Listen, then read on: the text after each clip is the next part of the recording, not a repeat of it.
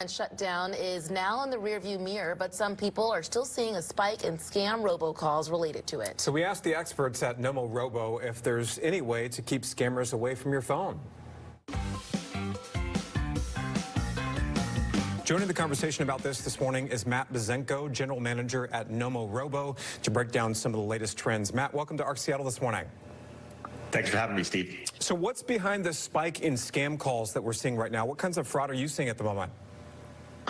So what we've seen, the increase in general is, of course, tied to the shutdown. When you look at the numbers over the same period of this year during the shutdown versus what we saw last year, nationally, we've seen an increase of about 80% in terms of the number of calls that are being made. And then on top of that, it depends a bit on what region you're in, but between somewhere 50 to even 150% of those calls are scam calls or spam calls, and we're blocking them. So it's been significant. In terms of the types of calls we've seen, they've really been focused around things that are shutdown related. So for example, SNAP benefits, people calling and offering you effectively free money in case your SNAP benefits run out that you can sign up for just by pressing one and giving them a little bit of information about you. Also, healthcare related. We've all seen, as a result of some of the legislation that's happened, that people are very worried about what their premiums are going to look like next year. It happens to be open enrollment period, and so we've seen a lot of that.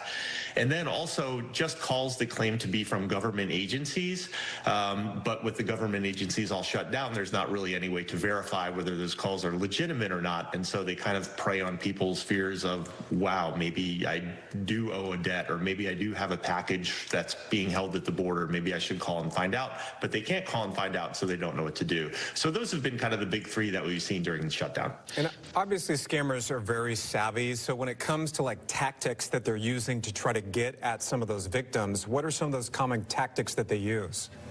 Yeah, so there are three areas that they really focus on. One is authority. They try to make themselves look like they're some sort of an authoritative figure, whether it's the police or a government agency or a former employer or something like that. That's one. The second is they create a false sense of urgency. You have to do this now. If you don't do this today or in the next 24 hours, really bad things are going to happen to you. And then the last piece, the bad things that happen to you are usually around threat of financial loss.